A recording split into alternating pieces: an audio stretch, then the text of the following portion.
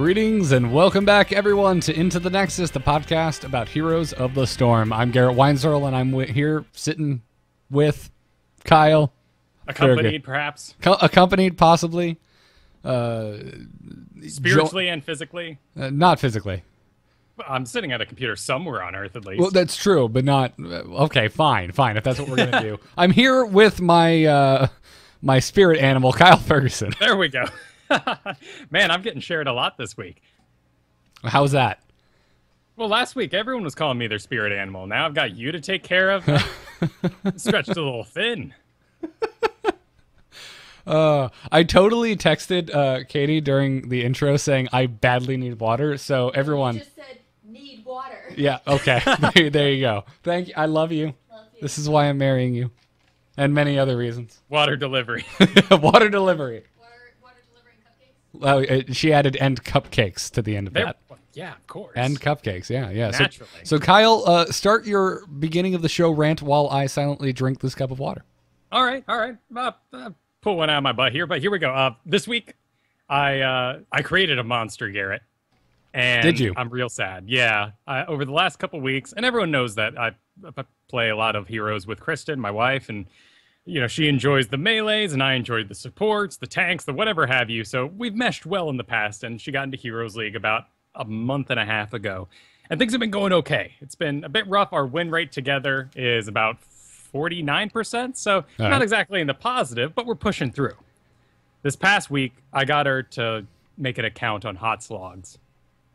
And about 3 nights ago, she came to me and said that we're no longer going to play Heroes League together for a while. Why? Well, because she found out the win rate. And also she figured out her own MMR, which means the combination of our 2 MMRs is giving us some really bad games. So she's requested that we see other people. We play alone for a bit until her MMR can get up there, that we don't have such wild games. Oh, I'm sorry to hear that.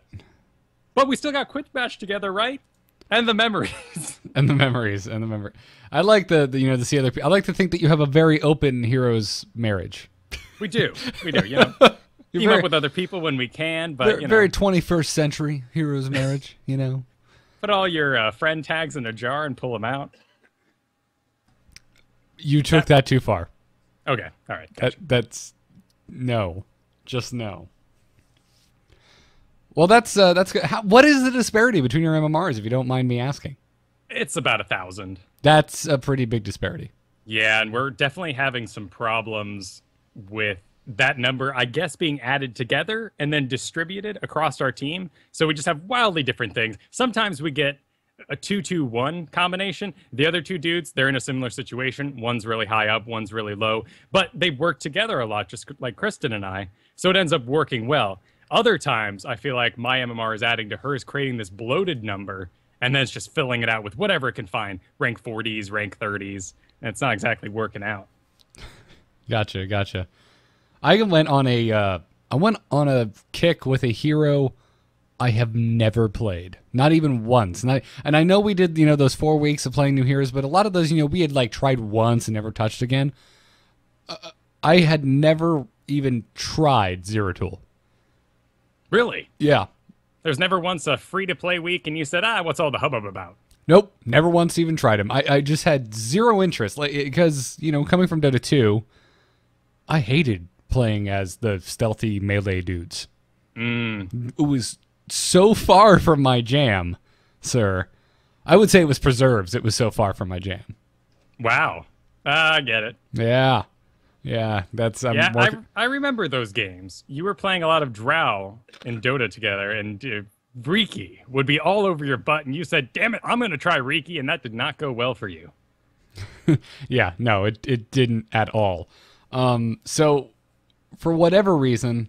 I'll tell you what it was. I've been playing a lot of Nova, and I don't think I like Nova. I think I've just hit the point where it's like, X amount of games deep where I'm just not a fan.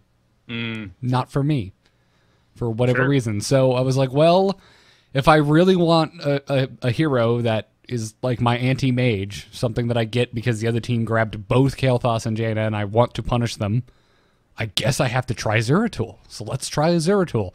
And damn it if that first game, if I just didn't fall instantly in love with this guy.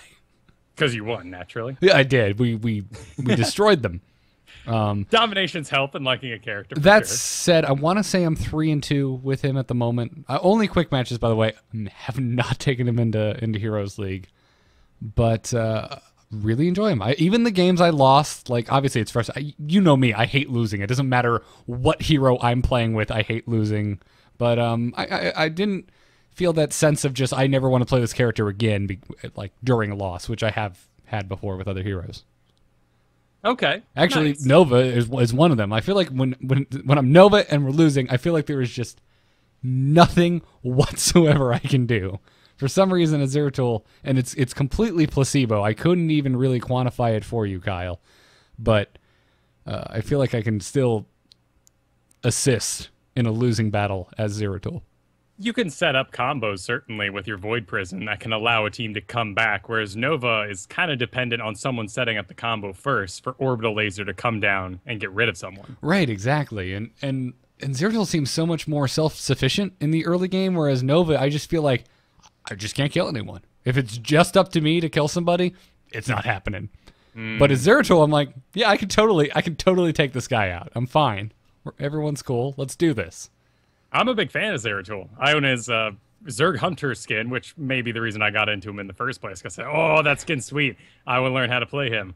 I have that issue with heroes, man. Heroes that I'm not interested in playing. Then I like them, and I'm like, well, now I want the skin. Like, Murky. I really want that Terran Murky skin. I'm waiting for it to go on sale, but I really want it. And now that I like Zeratul, I'm like, oh, I really want that Zerg Hunter skin. It's so dope. It's cool, man. Well, you know, of all people that I have sat here for a while saying, Gazlo's totally my jam, but he looks dumb as heck. This week I finally picked up the Robo Gazlo space skin that came out, and I've just been loving him. Oh, really? Yeah, he's been dominating. You're, oh, my goodness. You are usually the guy that hates spending money on anything, let alone things that don't improve your game. Sure. Well, I do still have some Christmas donations sitting around in my BattleNet account. So they have been well spreadsheeted and planned out. I'm still sitting on a couple, so there's still some skins that can come along the way. But man, I picked up that one, and Battlefield of Eternity just gives one more map that Gazlo's incredible on, and that's enough. I've been playing him in Heroes League, played a ton of quick match with him, just been loving that guy. He has really been pissing me off on Battlefield of Eternity. Just kind of... Well, yeah, anything that can camp under your Immortal and do any sort of defensive measures is just incredible. It's ridiculous. The sight, the guns, the little brains that get sunglasses when you upgrade them, everything about him, I've just been loving. You just like the sunglasses, let's be honest. Yeah, well, why not? And I haven't gotten to use Robo Goblin because, let's face it, Black Hole is incredible. And you set up wombo combos, you really win games for your team. It's like when you see that ETC take stage dive, and the whole time, even if they're great, you're just going, oh, it could have been Mosh Pit. So I haven't gotten to actually use Robo Goblin, which is so sad, because on that particular Cosmo skin, you climb up inside of him. It goes Cylon in the front with the little light and all, and he looks absolutely badass. Got like laser drills and a laser buzzsaw in one hand. It's pretty great. It's a good skin. As someone who thinks the Cylon is one of the worst designs in the history of science fiction, I think it's pretty great. It's a good nod, right? It is. It's nice. It's very nice. Also, save your hate mail, because I like Daleks, and I know they're dumb, but I like them. So I shouldn't remark on the quality of designs of science fiction monsters. Yeah, I'm not one to jump in on this conversation. You know me and my history of Battlestar Galactica. So let's move on before we piss off anybody. I'm pretty sure your history is the same as mine, which is you keep trying to watch it and then you keep stopping. Yeah, and What's-Her-Face needs to shut up because, man, if there's one trope I can't take across all sci-fi, it's robots asking themselves if they're real. It just drives me up a wall. Because I'm on a rock flying through space. I mean, there's a satellite out taking pictures of Pluto, which is billions of miles away or whatever. Like, it doesn't matter if I think I exist. Sure, why not? It's all good. Just move on with your life. Yeah, exactly. Well, I'm sorry that you're just not as existential as these very deep science fiction characters, Kyle. Why you got to judge? Why you got to judge?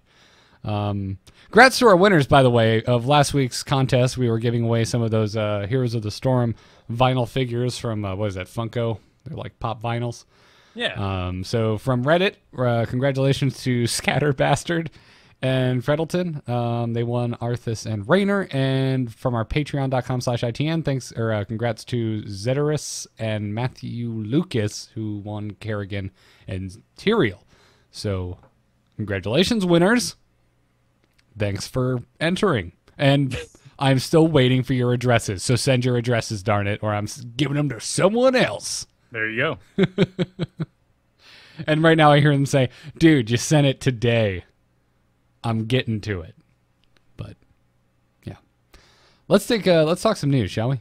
Yeah. We're on, boys! Ha-ha! Let's liven up this place! Point me to the stage. Click the play button, and let's get started. Quite a bit of news this week, actually.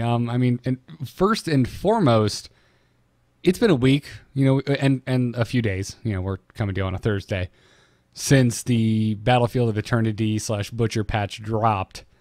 So, of course, Kyle, we want to go over to Hot Slogs and take a look at how all of the balance changes have changed the win rates of some of our favorite heroes. Yeah, it feels like it's been more of a week. I guess because we spent so much time building up to it. We had the interview, we had the PTR. These changes don't feel very new, but we now have Hot Slogs proof as to what kind of things they've actually affected.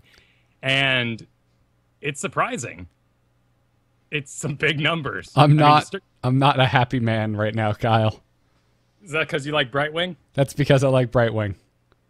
Well, I'm an Anubarak fan, and we both took some hits this past week. Biggest negative changes since the Butcher patch goes to Brightwing and Anubarak. Brightwing going down 11% wins, and Anubarak going down 8.5% wins. Yeah, but if I can just try and keep as many sad sacks in my camp as possible, at least you in the fan club of Anubarak, Kyle, are above a 50% win rate overall, whereas Brightwing has gone from... What is this? This would have been like a 56% and some change win rate down to a 45.4% win rate. Yeah, that's pretty rough. She just dove, man. Going from the top pick support ever down to number 5 in the lowest win rate overall. Yep. Just sad. So what happened there? Like what? So Brightwing clearly... I honestly couldn't tell you that much because I haven't been playing a lot of Brightwing. I haven't been playing a lot of support lately. I've been pushing for my Kael'thas Master Skin and got delightfully sidetracked with Zeratul this week. Okay. I mean, we can say that she took a big hit in the early game, losing shield. Yes. She is now certainly not anybody you want healing squishies because it's a little slow. Yeah, it's rough. And it's once you're up to level 20, though, things feel kind of the same. I mean, you still got Storm Shield for that emergency button, and then all your heals that come along after it. But I guess you're just losing it in the mid game. Yeah, like I said, couldn't really tell you. All I know is I find it personally strange because out the gate, I liked the changes. I thought it was fun. Are you laughing at the same thing in the chat room I'm laughing at? What, that someone bought Brightwing on a drunken mistake? Yeah. Hal Powell in chat room says, I bought Brightwing while drunk the night after the patch. Woke up with so many regrets. Oh, that's a shame. Waking up with Brightwing in your bed. Oh, jeez. Oh, no. Why you gotta be mean to Brightwing like that? Oh, I'm sorry, Uther, man. Uther breaks up with you. Brightwing is a beautiful creature. It doesn't matter if she's also psychotic, if her voice acting is any indication.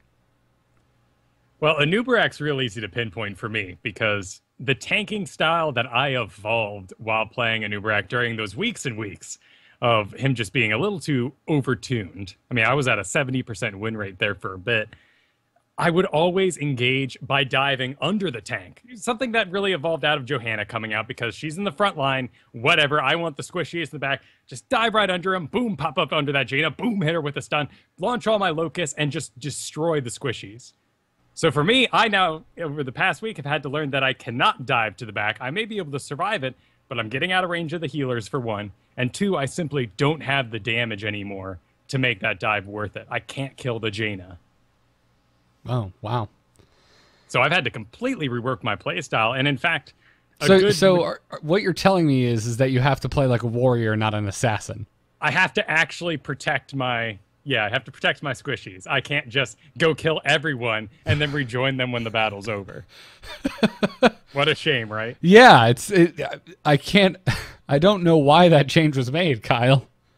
I can't think of a single reason why Team 1 would want their game to function this way.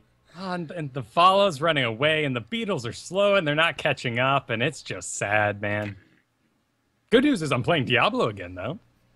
Yeah, he's fine. Never really, for me, seemed like a bad pick. It just seems like he and Tyrande kind of went out of fashion. And they're so buddy-buddy. So I'm looking at, I'm trying to find the top support right now, and just in terms of win rate, not over terms of how much has changed. So Uther is back on top again. Yeah. And underneath him is now Malfurion, who actually had the biggest positive change in win rate. He went up 5.3% in his win rate and again, all these things are coming from hotslogs.com. These are not official numbers from Blizzard. So this is only data from let's see what's on Hotslogs, from the 19 million plus games that Hotslogs has to pull data from. Sure. Only that. Yeah, only that. It's a very small sample size. I mean, Malfurion may have just been popularity. He feels like he has so much more personality now that they got rid of a lot of those side talents. And he's sitting on one build, really, at the moment, but it's good. Like, putting basically everything into regrowth, getting those life seeds. You can support even squishies, which you weren't able to do back in the day. Yeah. Yeah, right underneath him on win rate, too, is Lily. They're, like, neck and neck at 51% and some change. Yeah, Lily almost entirely unaffected. Well, actually, the blind change helped her out a bit. Yeah, she went up 3%. Yeah, she went almost 3.8. So Stitches went up 4%, but that still makes him number 2 on lowest win heroes. That is so sad.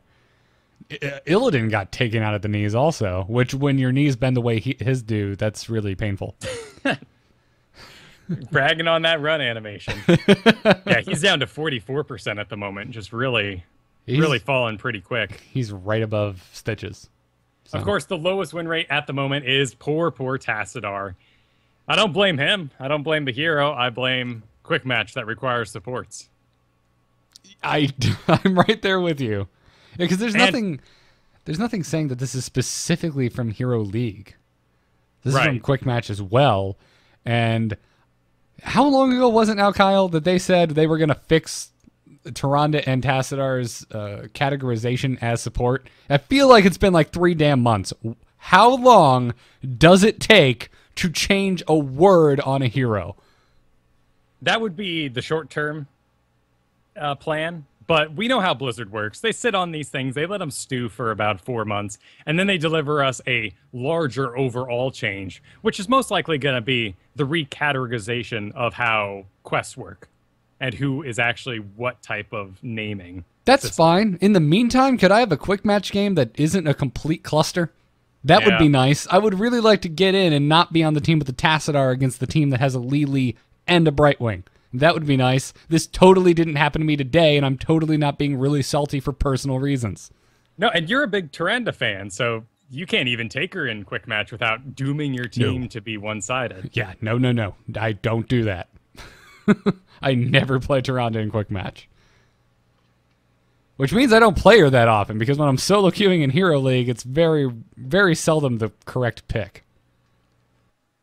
Well, right now, our top heroes overall are Jaina, Nazeebo, Johanna, Murky, and Kael'thas. Not surprised at all to see Johanna, Jaina, or Kael'thas on there. Murky is always played by people who love Murky. They're going to have a high win rate because they're experts with him. But Nazeebo is really interesting here, and I think it speaks to the same thing I talked about earlier with Gazlo. There's just enough maps in the rotation now that take advantage of his zone control. I mean, Nazeebo on Battlefield of Eternity is powerful. Those zombies mess up everything. It's really good. I've seen some great Gazlos in Dragonshire this week, just holding it down around the shrine. He's next on my list, I think. I think Gazlo is the next guy I want to learn. He's fun, man. He's fun. I don't know why people don't sort of triangulate their turrets, or what we would carry over from StarCraft, which is actually walking up the turrets, because you can deconstruct them for shorter cooldowns.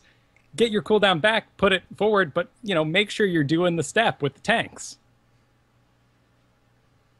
Tanks as in siege tanks, not as in Which, heroes. with the exception of our friend Ben, I can't remember the last time I saw a Sergeant Hammer picked. Oh man, they're not around, are they? No, not at all. Which is strange because Stitches has all but evaporated. Stitches to me is like Bigfoot, man. When I sight one, I'm like, holy crap, there's a Stitches in my game. And Now Stitches did go up this week, and he does feel like one of the best friends of Butcher. yeah, no, that's... Because man, you get a Stitches, gets a hook into a bush or something. There's a Butcher there waiting. Those guys can destroy. Yeah, that's a good point. But really, any tank like an Uberak's fine because he can stun him briefly, just so the Butcher can land his charge attack that I can't remember the name of because I don't play the Butcher. Ruthless Onslaught. There you go, Ruthless Onslaught. Like it's not just Stitches that he's good with. Let's fix it for you, Blizzard. Just rename everything Fresh Meat, and you're good to go. Just so he's constantly yelling fresh meat. Exactly. Yeah. So it's a win-win, horrifying win scenario. But if you're wondering what happened to Hammer, it's pretty obvious if you take a look at the recently released heroes. Johanna doesn't give a crap about Hammer. She'll just keep walking towards you. You gonna push her back? Nope, doesn't work. Johanna doesn't give a crap about any hero. Other than Butcher. Butcher can plow through her pretty quickly. That is okay. That's a good point. But other than that, man, and then you got Kael'thas, who has a stun. Butcher, again, doesn't give a crap. Whatever your range is, he's going to close on you. So just a bad time for Hammer. And there's going to be that alternative universe coming up where Hammer will be in because of some pro player picks him and plays him in the right way, and we'll all be eating our hats. Oh, yeah. I'm not saying that she's bad. I'm just not in... I feel like with this game, I tend to err on the side of... I believe when we're not seeing a hero that's just not... It's almost a trend, with a few exceptions. Obviously, you look at hot slogs, you can maybe, if you look at these win rates, you can kind of, see why certain heroes you're not seeing a lot of. But others, I just feel like you said, well, I'm not seeing it in this weekend's Heroes tournament, so I'm not picking it. Right, and I mean, look at this Tassadar, 41% win rate. There's excellent Tassadars out there. The problem is, when I pick Tassadar in Heroes League right now, people freak out because they don't know how to address it. They haven't seen it recently enough. They go, maybe I'll get Tyrande because we already have support. And I'm like, oh, no, please don't. Like, 2 half supports do not make a full. And then you've got the other problem where just people freak out. They just go, oh, he picked Tassadar, so that means I need Illidan or something that takes advantage of it. No, he's solid by himself. Yeah. So, Gazlo aside, who have you been rocking lately? Lots of Gazlo, lots of Diablo. In fact, Raynor is my top assassin right now at about 66%. I was about to say, I've seen you play a lot of Raynor lately. It's been fun. Getting to that level 16, getting 2 charges of your stun shot, you can really lock someone down. And with the popularity of people picking both wizards at the moment, going Kael'thas and Jaina together on one team, you need someone who can clean up. But you need someone, too, who is going to survive while he's in there and let the healer take care of the squishies. Like, what I don't want to add to that particular comp is another Vala, because she's going to die just as quickly as the wizards. Support's all looking at the wizards. At least as Raynor, I take care of myself. And the Banshee changes are great. If I die, I can keep them going. That might be one of my issues with, because I always pick Vala when the mages are taken as an assassin. Because like you said, I'm like, well, I'll clean up with her and Vault, I can stay alive, but she still has almost no health pool. Exactly. And, we'll talk about more drafting later, but there's a number of things to take it into account there. Mostly, all the damage is coming from one area range. You don't want to divide yourself up with a melee assassin there, because then you've split the team. Right. Well, let's talk about the Butcher specifically in terms of our looking back at the week-long, having a week with this patch. Because there's been a lot of talk about the Butcher lately. First up are the bugs that he seems to have. Yes, a couple of unique ones. The most horrifying is that his meat heals him if you talent into it at level 1 while he's riding the Garden Terror. Yeah, so you're in the Terror and just get it heals the Terror, right? Right, the Terror itself. That is so ridiculous. What the crap?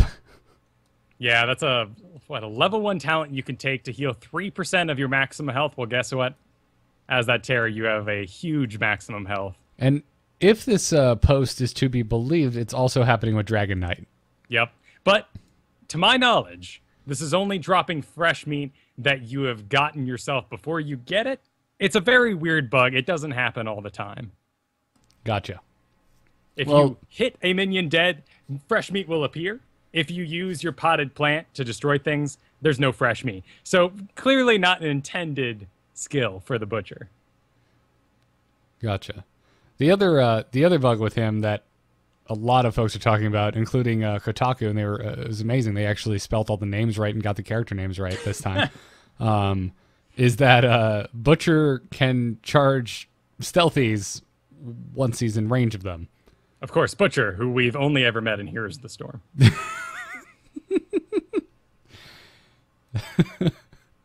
Yeah, this is an overall bug. So right now, if you are playing as Butcher and you're back in the fountain, I could go out and ruthlessly onslaught some hero, and when I eventually get in range of them, of me casting Ruthless Onslaught, I will charge them. They can be out of sight. They can be standing next to be stealthed. They said they're going to change this. Gotcha. So, because I haven't seen this in practice, so if you cast it on them when you're out of range, but you can see them, then when they're in range and you can't see them, it just happens? Exactly. So you will walk in the most direct Heroes of the Storm path-found way to where you will be in range of that hero. And Ruthless Onslaught has a pretty sizable range. I mean, it's about the size of a Pyroblast. Right. Yeah, it's a big one. So really, this is a most useful skill on stealthies because they're probably going to be sitting in exposed places, but being stealth like in some random bush by themselves. So when you eventually get in range, you will charge them, you will break them out of stealth, and you can kick their butts. This doesn't really affect so much team fights because are you really going to select who you're charging 30 seconds before you get in the fight and then charge them as soon as you got there after you went through all that bad pathing? No. Yeah, and Team 1 is on this. Trixler made a post saying that this interaction is indeed a bug. It is going to be fixed in an upcoming patch. He should not be tracking stealth heroes if they weren't originally within the cast range of the ability. So he said, also do note the Butcher is supposed to continue charging after heroes that have actionable escape mechanics, examples being Sylvanas' Haunting Wave or Zeratul Blink, which I have been on the receiving end of multiple times this week playing as Zeratul. Yeah, he just turns right around and comes after you. It's terrifying. This is not a bug, but it feels a little inconsistent after the Pyroblast, which works if you break your physical essence somehow with either Tassadar's Ghosting or a Zeratul Blink, you do cancel the Pyroblast. Yeah, which just annoys the hell out of me. And I feel like no one takes it, so fix it. Make Pyroblast better. Make it not the easiest heroic since triple tap to negate. Yeah. The only time I ever get to take Pyroblast is against a dive comp, like an Illidan. And even then, it's awful. I probably would have gotten more damage done in the first place, but just so fun to have that Illidan flipping all over me with no stuns, no snares, and I'm just casting right in his face. Here comes Illidan. Just keep attacking me. You got another 2 seconds. All right, there it is. Boom. Yeah, but see, the problem is if that was the Butcher, you're just dead. Right. And if I can't spread enough Gazzo love this week, Gazzo, great counter of the Butcher. Really? Yeah, it doesn't make sense, but you hear him fresh meet you, throw down your 2 turrets as quickly as possible, and just drop your stun under yourself. Oh. And he'll be stunned about a second and a half into his attack. You can walk away. I never thought of that. That's a really good point. And at level 20, you can take Hardened Shield, reduce damage by 75% for 6 seconds. So you see him coming at you, you just stand there. That's 75% less damage he's doing. He's not healing himself that much. Wow. Though my favorite moment this entire week was when a Nova triple tapped me, and I just walked right towards her. Just turned that Hardened Shield on, started marching. That's bad. That's just you made a mistake, Nova. You made a mistake. You done messed up. Laren in the chat room wants us to make sure we note that Pyroblast is not canceled by Haunting Wave. Right, that is correct. You do have to actually stop existing for a moment. Kyle, did you know that a lot of people on the official forums think that the Butcher is OP? No way.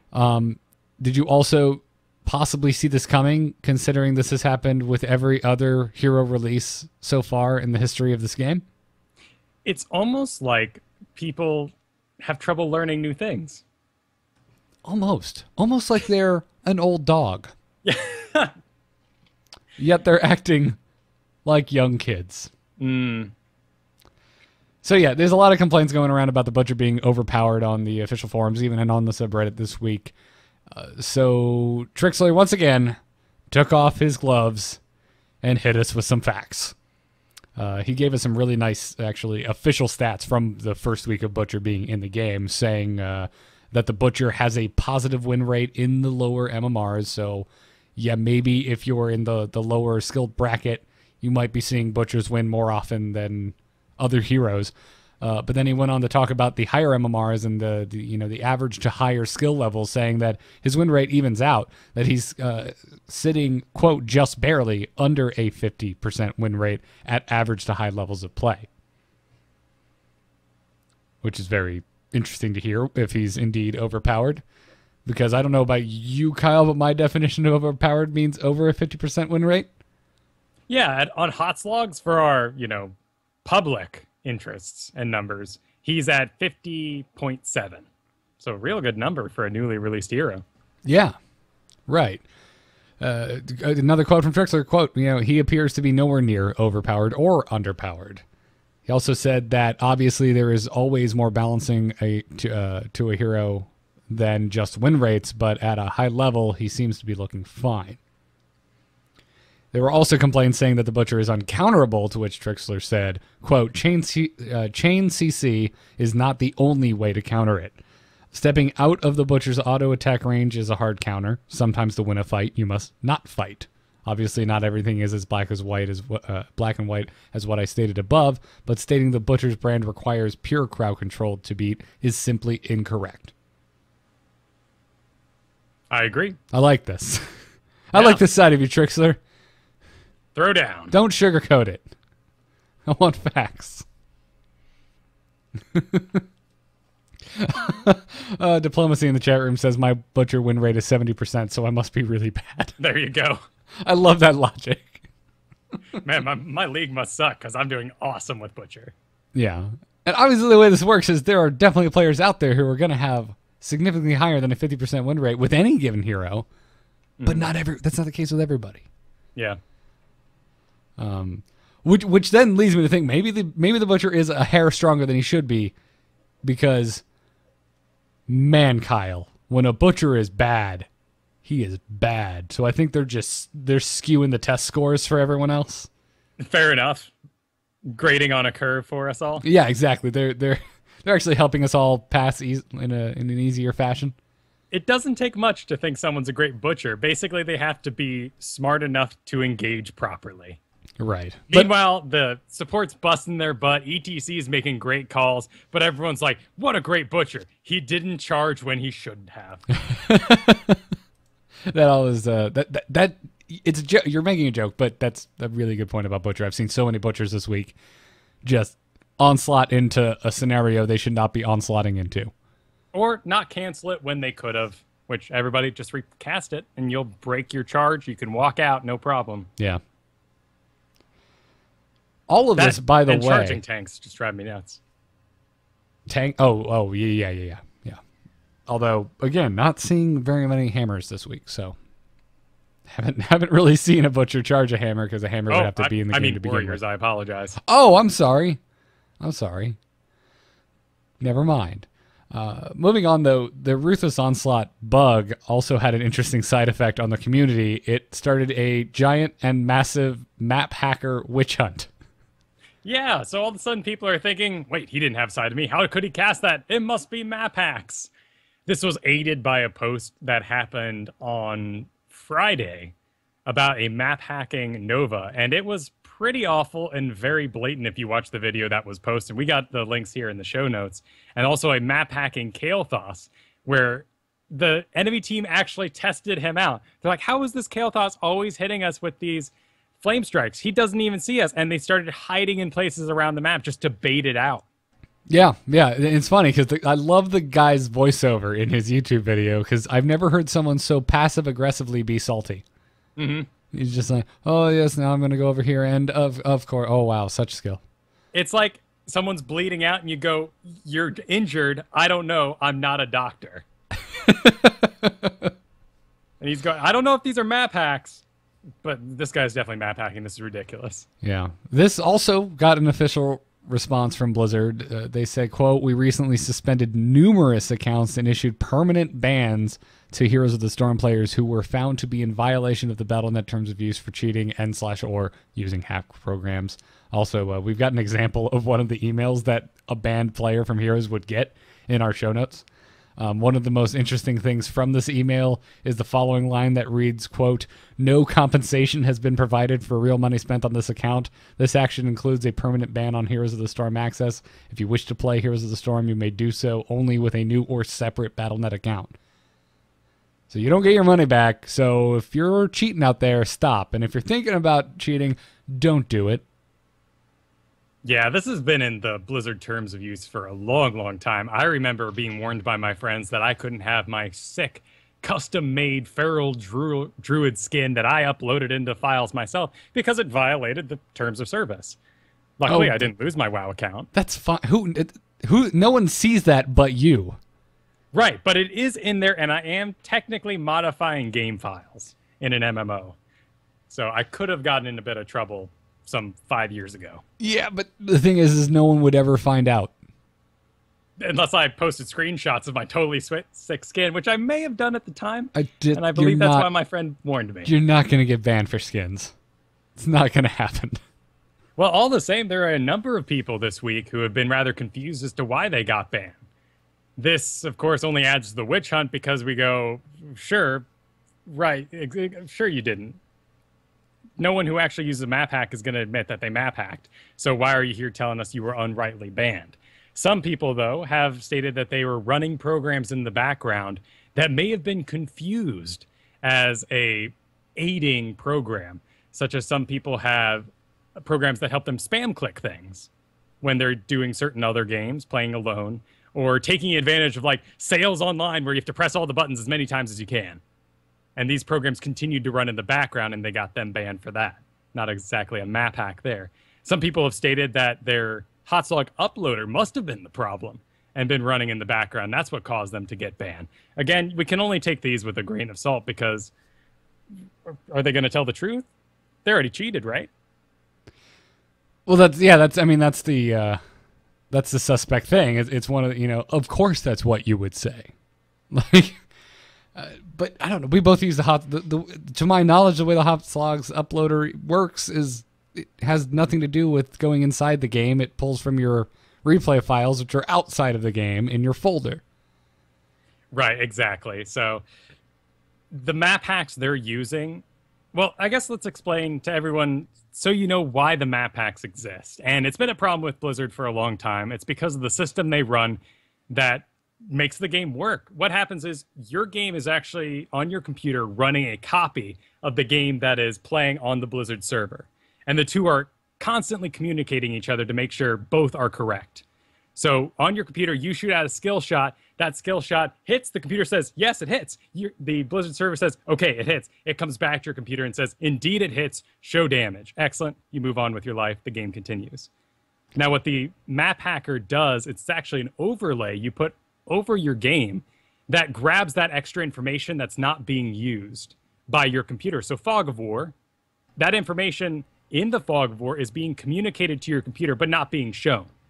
Map Hacker allows that information to be shown. You can now see people moving around the map where you couldn't previously. You can see the entire map. You can see everything that's going on in the entire map at all times. Right, but you're still restricted by the game. You can't select someone who you cannot technically see. So map hackers are going to enjoy heroes like Kael'thas and Nova who have skill shots and area effects.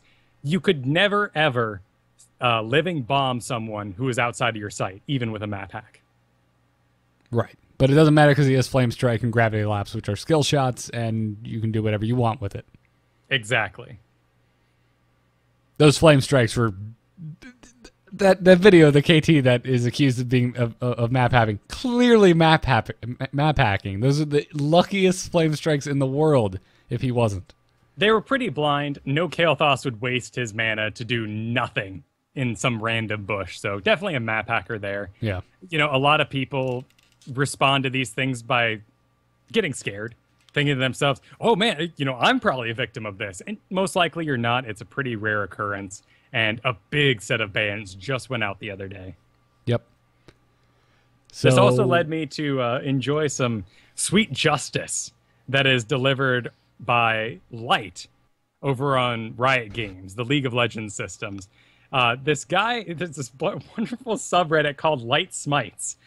And people get banned from the game for some amount of time or forever. And they post on the forum saying, dude, Light, why did I get banned? I'm nothing but a model citizen. I'm never rude in chat. What gives? And this employee, who is the lead game designer of social systems at Riot Games, lays down the smack. It is so fun to watch these guys explain why they're innocent, and then he posts their chat logs as to why they're toxic. I recently found this as well this week. I don't play League of Legends, so obviously I'm not familiar with this. This is one of the coolest things I've seen from any gaming community. It is the epitome of justice porn. Yeah, it's in the gaming sense. That's absolutely it. We need to get Tyrael in here yelling justice. So at least to deal with toxic, and some toxic people were taken out of the game this week in this group of bans. They just have to be really on top of it and make departments for the game, much like Riot has. If you've seen their numbers recently, they are doing a phenomenal job of controlling their toxicity. Well, that's good. That's very good. And I need to not engage people that make me angry. Because looking at some of these chat logs that are posted by Light, I'm just like, yeah, I've done that. I shouldn't do that. Yeah, in a recent interview, he stated that the majority of toxic players are not actually toxic people. They're just people who got reported on a bad day or were somehow triggered while playing a new hero or someone they thought they were really good with, but they were having a bad game. And in fact, sadly, for everyone out there who makes this excuse, like me, the statistics are in, and the majority of toxic people are actually adults, not kids. Aww. That makes me sad. A little bit, yeah, right? I've admitted it, and I'll admit it again. I'm fine until somebody pokes me. And then I'm just like, oh, let me tell you what I think about your play, you sorry sack of crap.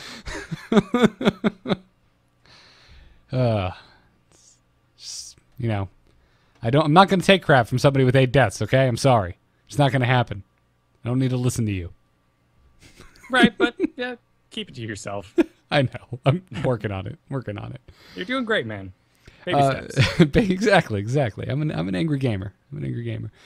Kerrigan's got some changes incoming. We don't know what changes, but Trixler said he just wanted to inform us all that he is listening to the feedback about Kerrigan. So expect to see some changes relatively soon in an upcoming patch.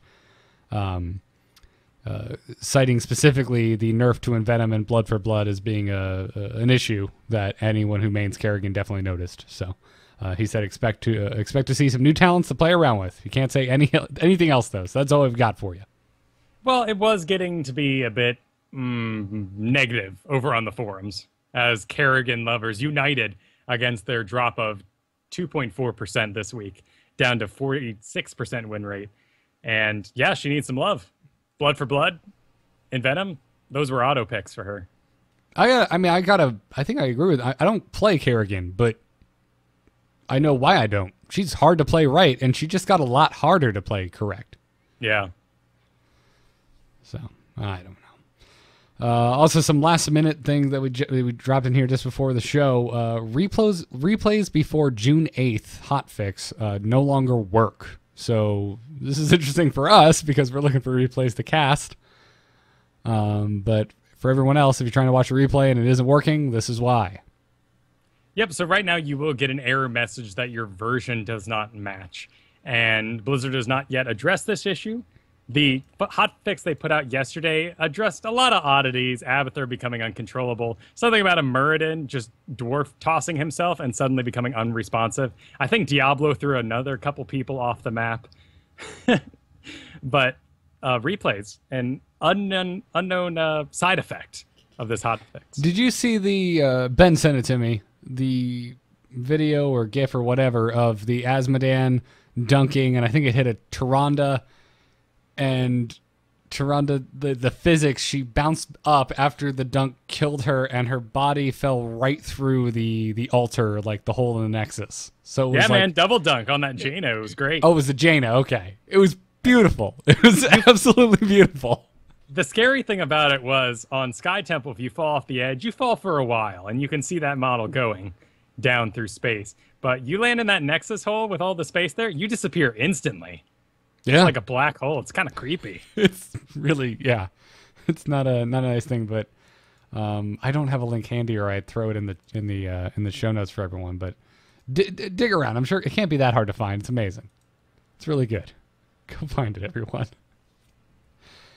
So. But there's not a shortage of games for us to pick from. There's the whole Open coming this weekend, and I'm sure we'll find some awesome games to cast out of there. And maybe the patch will fix itself, and they'll put out something to get our replays working again.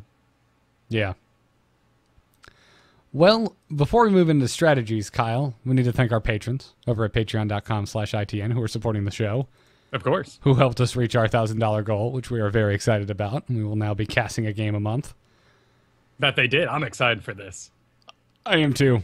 It could have waited till after the summer, so I'm not, sitting in my Florida, not well air-conditioned office in a suit. But hey, you guys earned it. Hey, that's what camera frames are for, my good man. Yeah, just above the armpits. Exactly. You don't Just need above. no pants. Just Don't need to tuck in your shirt. No, that's where the wind comes up. Exactly. I'm gonna get one of those little just loose fans and just put it on the ground pointing up. One of those ones attached to little spray bottles. There you go. I'll just Spritz yourself. One hand the whole time. You're just gonna hear. Over Garrett, what are you doing? Oh, it feels so good, man. This is my cool-off station. It's so good. Anyways, this week, thank you very much to Mark H., William S., Jake G., James W., and Relics for supporting Into the Nexus through our Patreon. Really appreciate it. And again, if you're out there and you want to support the show, it's a great way to do it. If you can't, don't worry about it. Into Nexus will always be free, always going to be up same day for everyone. But we really appreciate the support from those who can and want to give it. So thank you guys very much. Yeah. Let's move on to this week's strategy talk. Choose a talent. Choose a talent. Talent? Ah, that seems generous. Don't reveal our plans to our foes. I mean it. Not a word. I haven't heard that yet. I'm not sure who she's talking to there. Maybe... Could it be Belial because he steals secrets? Well, why would it be Belial? He's not in the game. I know, but there's lots of people who aren't in the game that have files. Brightwing has a file where she addresses Deathwing. Oh, so you're grabbing files that aren't necessarily... These are just data mined in voice the game. files. Oh, look at you. My Gotcha. favorite one is, I'm looking for a squire, young Murky. Because just the idea. I hope they put out a Johanna Murky skin. Just full armor, the tabard, everything. That would be really great. Although I would like to just see Squire Murky. That'd be cute, too. Little base, a little tent set up where his egg is. That'd be so good. Give him a little flail. Or maybe just a turkey leg, after all. It is a joust. You know what they need? They need Murky. They need Johanna. She needs to have a Brienne of Tarth skin from Game of Thrones, and then they need to give Murky a pod skin. Yeah, man. So they can run around. Though they might need to increase Johanna's damage a little bit if she's going to be Brienne of Tarth. I've seen some Johannas throwing down, man. It's the hammer talent. I forget what the talent is, but it gives you the spinning hammer ability from Diablo. Oh, is that what does all the damage? It does it adds a remarkable amount of damage to Johanna over the course of a game. Huh. I've taken it a few times, and it really does. It adds up. It's surprising. I was curious. I thought maybe it was talent gated people I was playing against or something when their damage was so high, but it didn't look any different. And if it's that talent, that's bizarre. Yeah. Yeah. Anyways, we're here to talk about how to draft. We've had a lot of people asking us, hey, just got in Heroes League. Could you give us some strategy or some discussions on how to draft, how to get in, what to do? So, yes. Yes, Here we will. A very scary topic because it is a lot of nuance. And there is a world of back information you need to know. It's like, how do I get into Heroes? Well, first you learn what every single hero does. There's your homework for about 3 months. Yeah, don't scare people away, man. Hero League is fun. Love Hero League. Had a really good time learning it when it first came out, but I also had the benefit of being in there with a bunch of other people who didn't know how it worked, so we were all learning it together. Now a few of us have figured it out, and new people every day are coming in and not really knowing what to do. So right, there's a lot of people out there afraid to get into drafting because of the competition, because they hear the toxicity of that Heroes League environment. But at the same time, nobody really wants mirrored matchups, and drafting's a lot of fun. You get some really cool comps. Yeah, it's good. So let's just break it down. First step, communicate. Communication is really good in drafting, and one of the biggest reasons why I think getting rid of chat in this game would cripple it horrendously. Though I could see getting rid of it in something like Quick Match, but needed. Well, either way, we can't address the enemy team, which is a huge step forward from other games for me. Yeah, which is there's no need. You have no reason. You have to talk to them. You know, it's there in place so you can say GG or man, what a kill and have some camaraderie. But for the most part, it's used by really toxic people to rally the enemy team to ban who they want. Yeah, or just be a jerk generally. Though for a short window there in the beta, when you type GG, it showed to both teams. And I wish they would put that back in. Yeah, but if you type GG and then a statement, it would still go through. And that was a little bad. Oh, well, I feel like that should be easy enough to fix. Maybe it's not. I don't know. You could say GG, F all you guys, and it'd still go to the other team. Okay, well, never mind. Well, whatever. Right, there should be a button. Maybe 2 buttons pop up. Bring us back our emote dial that we had in the alpha. BG, which does nothing and says nothing to anyone. Maybe a little, like, sad, like, balloon goes up for you. And then there's GG, which actually posts it to both teams. Do you remember the emote dial we used to have in alpha? It was you held down, I think, Y, and you got a radial dial. It was janky, but bring that back, damn it. Yeah. You know, put GG in there and let the other team see it. That'll be fine. There you go. I mainly miss it for the wonderful voice emotes that accompanied it. Yeah, that was good too. I like that. I love more voice acting. Anyway, on the subject of communicating, we mean in the draft phase, very beginning, having started the game. Kyle, you're a big fan of just saying hello. Getting the friendly ball rolling. I've used Howdy Team for years because I want to address everyone as my team. I'm not saying hello, I'm an individual. I'm saying we are one now. We're in this together. Exactly. We are this ragtag group. We have to pull off this heist, and things are gonna go wrong, but we're gonna pull through, and there's gonna be some really great Ocean's 11 music involved. Plus, you can tell people from the Southwest, because if you say howdy, they'll say, fine, how are you? And everyone else just says hello. I would also employ people, don't be afraid to, say what you prefer to play, or to just pick it and show it in the window, even if it's not your turn to pick. Yeah, I've got nothing but respect for people who get in there and immediately say, hi, I can't heal. It's like, good. I'm glad as last pick you let us know that. Yes, that's a really handy piece of information to have. I might get it. I might get slightly annoyed because I didn't feel like picking up the support end of that stick, but significantly less annoyed than I would be if we got the last pick and that person's just like, I don't have a support. Well, why didn't you tell us earlier, buddy? Why didn't you tell us earlier? Yeah. Yeah, my pet peeve in drafting is when someone goes, what should I pick? And you say, pick your best. And they go, I don't know. It's like, no, dude, you should know. Like, go to Hots Logs, check out your win percentage. In your heart, you know you're good at something. Right? That's why you're here, right? Yep. Unfortunately for me, it's all weird things, except for Kalthas. Weird things? Oh, like Tyrande and I like Tyrande and Zagara, man. Those are like my jams, and it's just the really specific picks. Zagaro's had a real good resurgence. I don't get grumpy about Zagaro's. You still shouldn't first pick Zagara. No. It's not a thing. If you get first pick, we'll get to that in a second. I'm getting ahead of myself. But obviously seems obvious to say, but I'm just going to say it anyway. Pay attention to everyone else's picks, and that means your opponents and your teammates, especially if you haven't picked your own hero yet. I've done this, Kyle. I've made the mistake of what I'm trying to tell people not to make, which is, I'm going to be whatever. Take Brightwing, for example, because I like playing Brightwing. Usually support's not a hotly contested pick in a draft scenario. Everyone wants to be the damage or the fun warrior or whatever. So, all right, I'm like 4th pick on my team. I'll just hover over Brightwing. I'll check my Twitter. Come back. 5 seconds left in my pick. Why can't I select Brightwing? Why can't I select Brightwing?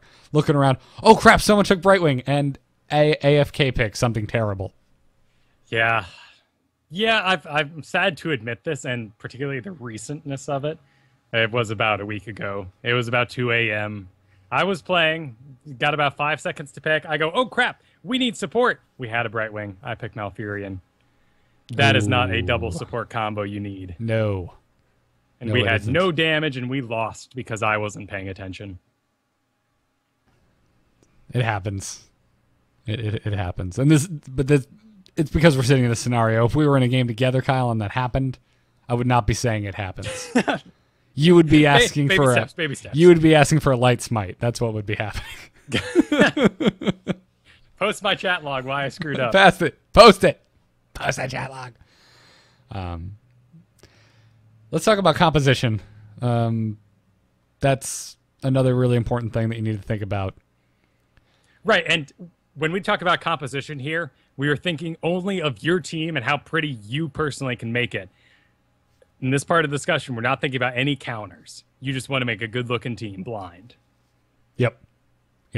So if you, I always say, if you are comfortable in multiple roles and you're not first pick, take a look at what's going on, especially your team, and fill in a role that will help. Don't have a support, grab a support. Don't have a warrior, grab a warrior. Little light on ranged damage, grab a ranged assassin, etc.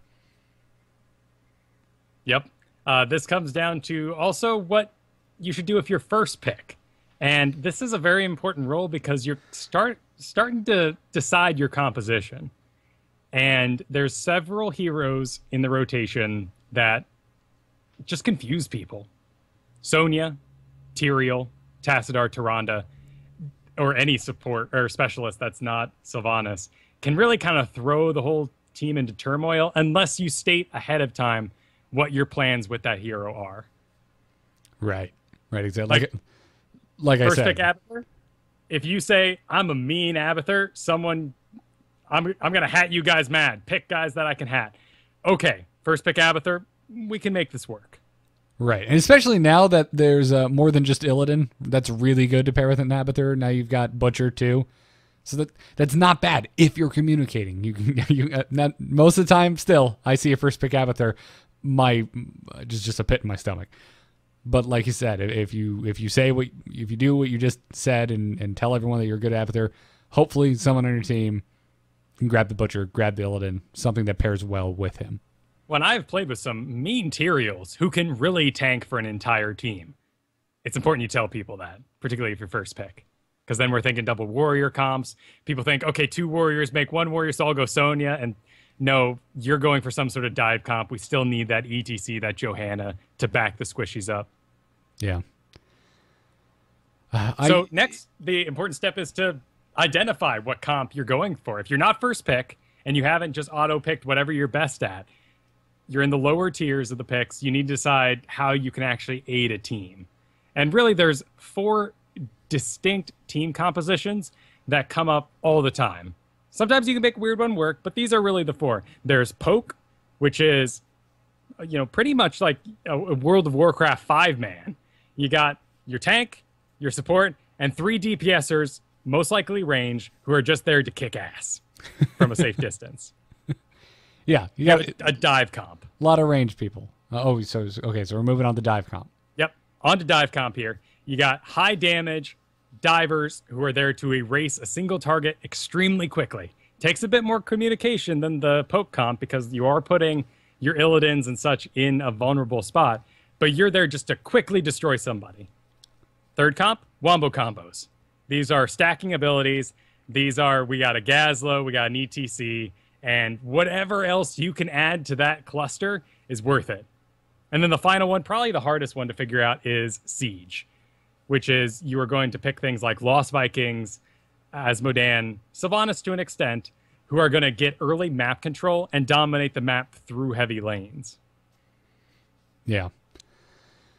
Sylvanas is good in that scenario too because she's a very high damage dealer who is also a siege hero. Right, but she also has her own escape, so you don't really need to go a siege comp for her. Right. So let's talk about, the first three people have picked. You're the last two. You're picking either tank or heals, and you have a poke comp. You've got Jaina, Raynor, and Vala, let's say. So what would you add to a poke comp as tank? Well, you need a peeler. And peeling gets thrown around a lot in MOBAs. It basically means I need control. to sit there and take the skin off potatoes? Yes, I know. It's real confusing, isn't it? I'm thinking like cars, you have to peel out, you have to be fast. I had to Google this one actually because people kept yelling, peel, peel. Or being like a new rack, you need to peel for us more. I'm like, oh, I don't know what you're talking about, sir. But this is actually just crowd control. It's keeping people off the squishies. It's kiting people the right direction. It's more than just applying stuns and slows in the right way. It's protecting your squishies. So poke comp, you have 3 high damage people that need protecting. Your tanks are going to be ETC, Diablo, Johanna. In this situation, if you're healing, you want to add CC. A Lili, a Malfurion, an Uther, but an Uther can be dangerous in a poke comp because you become the second melee guy, making you a huge target if you're actually keeping up with the tank. The other issue, too, is if you have nothing but low health assassins, Uther doesn't have a lot of sustained healing. It's very, very large burst healing. Which is great if you have like a Raynor, because that means you're reducing your number of targets you're healing, and burst heals of that size can really save a squishy's life. But if you don't have someone like a Thrall, like a Butcher, like this Raynor we talked about, you're going to be spread too thin, and your tank's probably going to die really early on. Unless you're just a sick Uther, which I don't know anyone who's a really sick Uther. I just can't think of anyone who's just downright amazing with him and can basically make him work in any composition. Yeah, flatter yourself more. What? Huh? Your next composition is Dive. This is that high damage, erase a single target as fast as you can. So on your team, you're seeing things like Butcher, Thrall, Illidan. You want to support them. As a tank, you got to keep up. So in this situation, into a Dive comp, you're going to need something like a Tyrael and a Nubarak, or even a Muradin. Muradin's a little scary because he can only lock down so many people at once he gets in there. And whereas Tyrael, a Nubarak, you get in there and you've still got a lot to do. Your leap wasn't your primary engage, if that makes sense. Yeah. If you're healing this, Dive comp, you got to stay in range, and that's probably the hardest thing to do. So you need someone who can keep up. In this case, Uther's great because he's already in melee. He has a lot of crowd control to contribute to locking down that one guy you're killing. And if you have enough CC in the first place for your Dive comp, Rhaegar is a great pick. Yeah, it's great. Plus the burst quick healing is great to keep your folks alive during that dive. Exactly, because they're going to go down. They're in the middle of crap, and particularly if you have some ranged DPS filling out your Dive comp in the background, there's not going to be enough targets. That Illidan will explode. Yeah. Yep. Wombo combo is the next one. This is one that is notoriously hard to pull off in solo queue situations because it just takes a lot of communication. Everyone has different cooldowns. There's no good way in game right now to judge who has what cooldowns on their ults. So you have to communicate constantly. If you are the Wombo combo deliver, much like my Gazlo, I'm continually saying, black hole's up or bomb's ready, and letting people know that I'm ready to perform a move.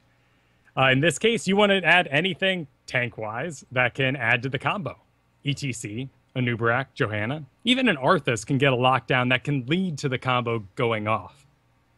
As for your heals, you also want to add to the combo Uther, Keep bringing it up. Amazing in most comps.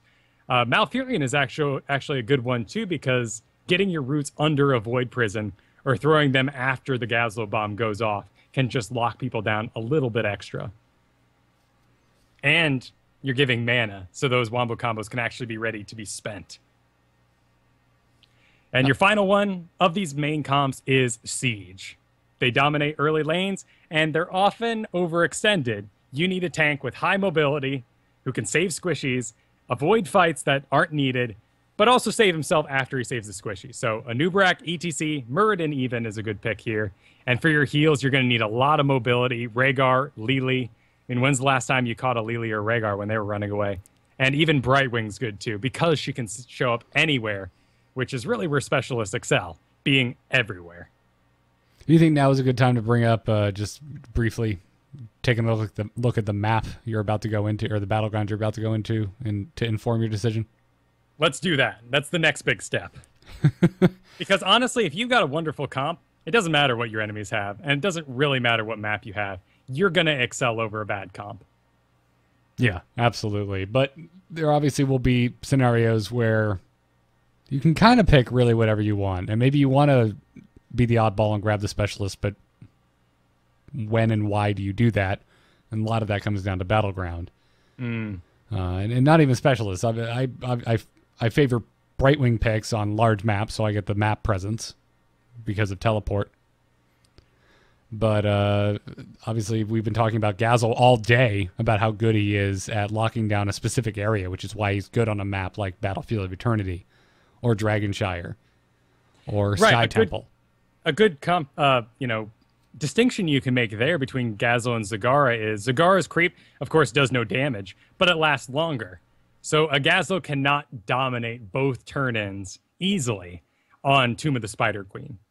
But creep, I mean, that lasts for a couple minutes here. That's going to be a much better specialist pick on that map. Right. You don't. It's not that. It's not even that the Zagara is the one denying the turn-in of the gems on Tomb of the Spider Queen. You're just providing sight, and it's so darn small. Someone's going to be around. They can pop in, interrupt their hand in, and that's all it needed. All you needed was the little tip-off that someone's trying to hand in. Yep. Nice stuff. Nice stuff. Other considerations you need to make, I think the most important one is, do you have enough CC? Nothing's more frustrating in getting in that team comp. You got tons of damage to deliver, but no one's locked down long enough to die. And this is something you can really contribute heavily as your tank and your support. Yeah. I love CC, man. I feel like we can never have enough of it. No, and in fact, it's a very popular sort of beginner build through a lot of the Dota leagues. If you just pick all stuns, just everyone grab a stun and we'll win. Yeah. Works well here too. There's just not quite enough heroes to pull it off yet. Right. You also want to consider how many melees you have to how many ranges you have. Like we talked about with the poke comp, it's not the best place for an Uther because he's going to be out in front of all the damage dealers. Probably get picked off pretty quickly. Probably shouldn't have Thrall and Kerrigan on the same team. That's a good one, Probably too. kind of horrifying. Why don't we just make that really weird? Thrall, Kerrigan, and Sonya. Sure, even Butcher in there is just awful. Yeah. It's too many people in one area, really susceptible to getting locked down. Yeah, absolutely. Melee is hard to play right, man. You need a lot of support, and it does feel like it's just safer, in our leagues anyway, to pick yourself out something nice in range that can still clean up or do a lot of burst damage, and leave the melee to the tanks and maybe the supports. Yep. You mentioned Shrink Ray in here, which I think is a great thing. You have a Butcher, or if you're going up against a Butcher or an Illidan, definitely consider a hero that can talent into Shrink Ray. It just neuters those heroes into the ground. Love it. Love me some Shrink Ray. Yeah, and that's something you need to account for if you're going to be going up against that Butcher or Illidan. Also, you might want something with vision. And you can squeeze it in on a few people, but Brightwing actually now can talent into having stealth vision, which is excellent because you no longer need that random Tassadar that doesn't really quite work with the comp or, well, anything else you could squeeze. Yeah, although even though Tassadar is so low on HOTS logs, I don't know. I still feel good about about Tassadar. I'm not unhappy having one on my team. I like him too. He does a lot of damage, but I feel like all of our Tassadar discussion today is totally skewed by the results people see on Hot Slogs right now. People just aren't very excited about him at the moment. No. Which is strange, because in the early days, do you remember, like, early alpha? Like, oh, how do I kill this guy? He's all incredible. Tassadar all the time. He's unstoppable. I just ghosted out of everything. People would waste triple shots and everything they had on me. It was great. Yeah, triple shots. That's when Nova gets really drunk after killing you with her triple tap. Yes, that's Asmodan's new skin for basketball. I like that. Nice. Nice. We already talked a little bit about counters, but I feel like we should highlight some. That's probably the last thing I would want to touch on is, you know, if you feel like you've got a good read on the situation, it's like, okay, I know what my team's doing. Let's take a look at what their team is doing. You start thinking about counters. Right. Everything seems to be fitting into place. You might be that oddball at the very end. The tank, the support has already been picked. What do I do to support this team? And there, as like the third assassin, that specialist, there's your chance to really throw in a counter. Yeah. Yeah. I mean, I've been talking the last couple of weeks about how I want to learn either Nova or Zeratul so that I can counter the mages. Because Jaina and Kalthas are just really, really popular right now. Seeing a lot of them across all games. And Nova and Zeratul are very good at punishing them because they have no health and they're incredibly high burst damage heroes. But you do have to take into account that you are removing a target from the game. That is yourself. Much like playing Abathur. People are not going to target you, at least for the first couple seconds of the fight, so you want to make sure you have some durable heroes who can actually take the hits before you join in. Yeah. I do have to say, that's one of the things I like about Zeratul, though, compared to Nova. Like, I feel like I'm helping more with Zeratul because I get in, I take some shots, but because of Blink, man, I escape so many things that I have no right to survive. You walk away a lot. It's great. I love Zeratul. Yeah. Always the last pick for me because I want to make sure everything is in line, that we're not overly squishy, that I actually have targets to attack. But man, when you can get up to, level 13 and get Wormhole, you can activate your Blink again, you walk out of some ridiculous situations. It's insane. It's insane. And then you get hit by your first root from Malfurion and you're just like, oh crap, I'm not invincible. Yeah. If only I was Tassadar. Oh, jeez. Could you imagine Zeratul with Tassadar's ability? When you use Twilight Archon, the final version at level 20 as Zeratul, he yells, what is it, Void and Kala as one. Spoiler alert, maybe? Probably not. Tassadar joining up with Zeratul, that'd be one sick Archon. Make a gray Archon, I guess, but... I'm sure we'll find out. Yep, all in good time. I'm so excited. So excited for Legacy of the Void, Kyle. Any other thoughts on counters? It just comes down to stuff we've already mentioned. Make sure you have CCs. This isn't quite as important as it was back in the day, particularly we're talking about 6 months ago when Nazeeba was just wrecking the ladder. But you need to make sure you have the interrupts needed to turn off certain ults. So, Cups on Lili, only interruptible by stuns now.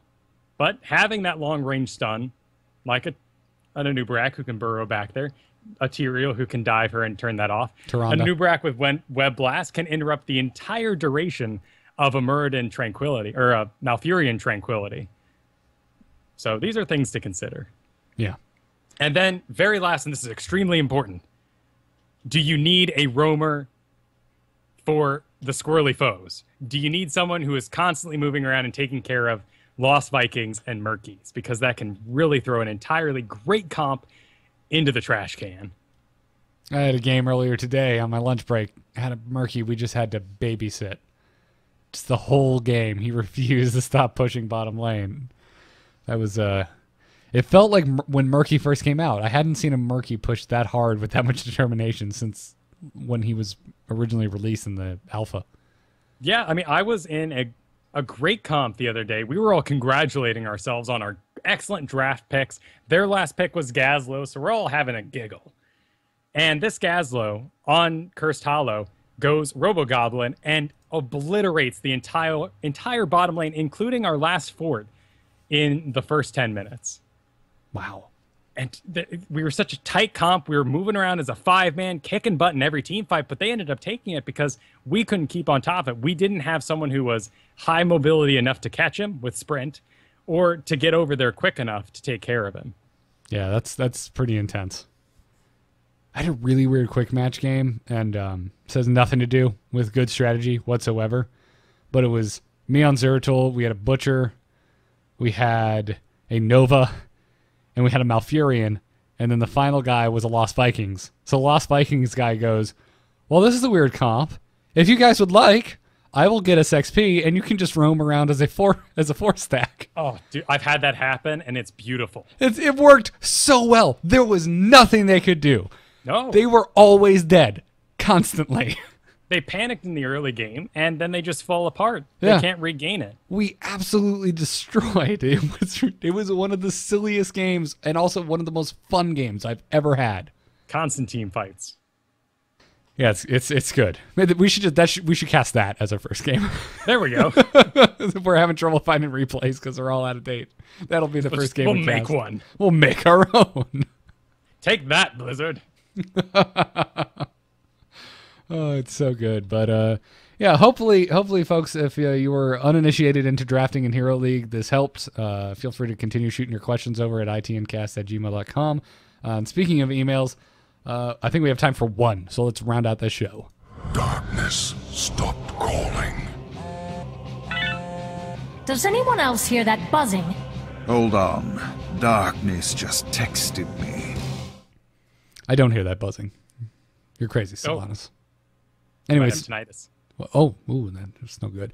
Again, send your emails to itncast@gmail.com. Our email today comes to us from Brian, the Master DS Doyle, who says, hey guys, I have thoughts about your discussion on voice chat this week that you guys didn't already get to. I understand that other games have voice chat that's presumed to be the default, and I understand that, however, I think that HOTS should be different. I also think there's value to having it built in, if only to avoid all that mucking around telling people to install this, install that, add me here, add me there. Plus, you could have things like in-game UI telling you who precisely is talking. Imagine a headset icon appearing over Tychus. Now you know who's asking for help if you don't know the voices super well. Anyway, I think Heroes should make voice chat opt-in only, and furthermore, for parties only. I don't see any point in opening up comms to randoms in solo queues because who cares? It's solo queue. Your enemies aren't talking either. It all works out. Additionally, if it was in-game, you could tweak the matchmaking to favor matches between mic'd up teams.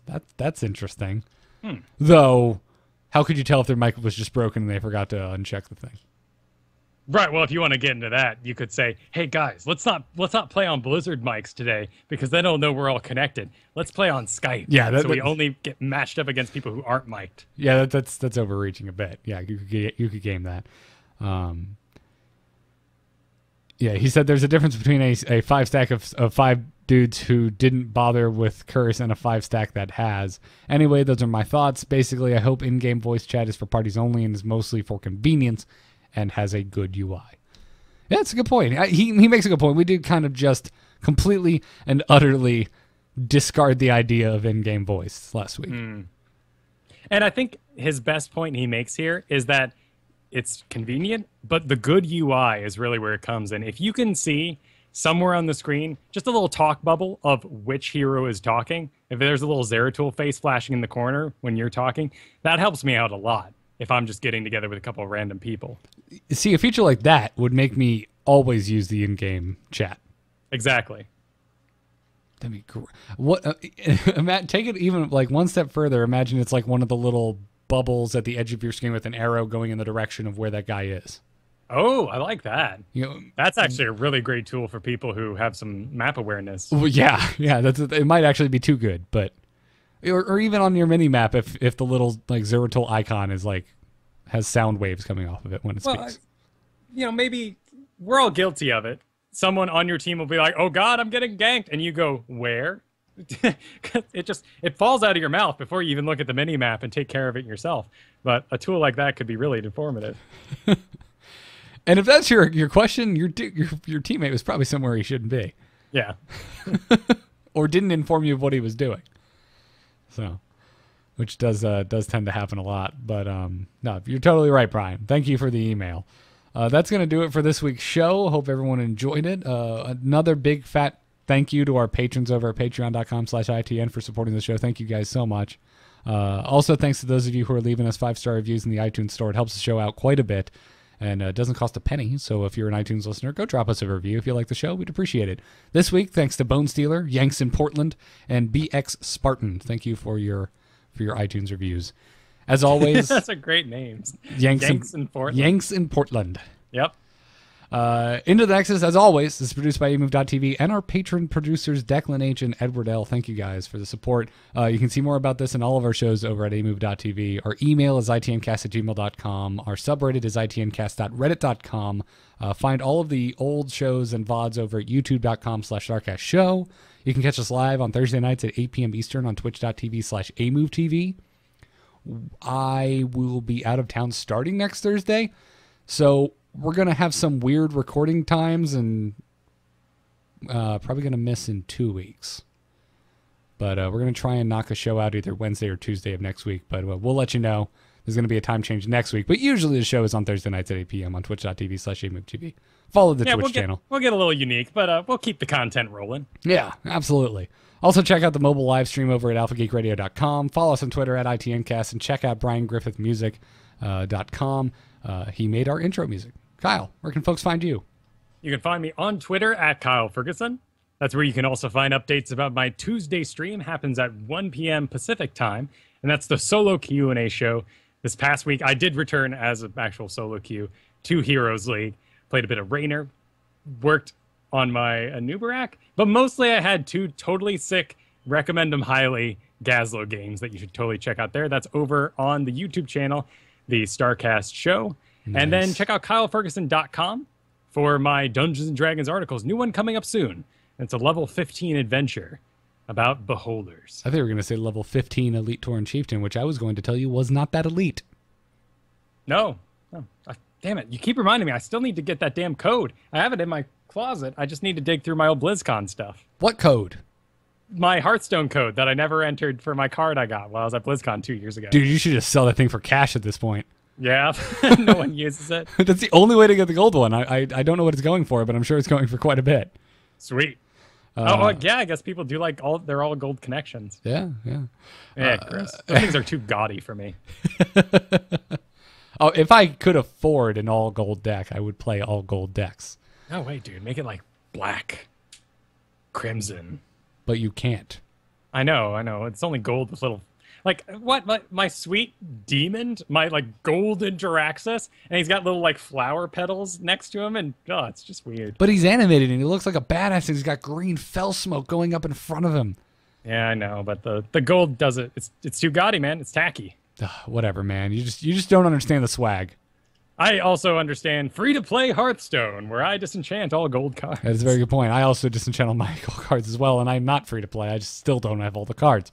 Anyways, follow me on Twitter at GarrettArt. You can find me at nomoonart.com for my graphic design portfolio, and on the Angry Chicken talking all about Hearthstone. Just because we aren't running ads at the top of the show anymore doesn't mean these codes are any less awesome. Check out DogHouseSystems.com, where you can use the code ITN to get a 120 gigabyte solid-state drive added onto your rig. Have one of mine. I love it. Also, check out tweakedaudio.com, where you can use the code ITN to get 30% off and free shipping on your entire order of noise-reducing earbuds from Tweaked Audio. Ships across the pond to Europe. Doesn't matter where you are. You can use that code as many times as you want. Just use it, get a discount, have something nice to listen to. Thank you all for listening to episode 58 of Into the Nexus. We will be back next week at an undisclosed time, but until then, we'll see you in the after show. Good luck and have fun. Take care.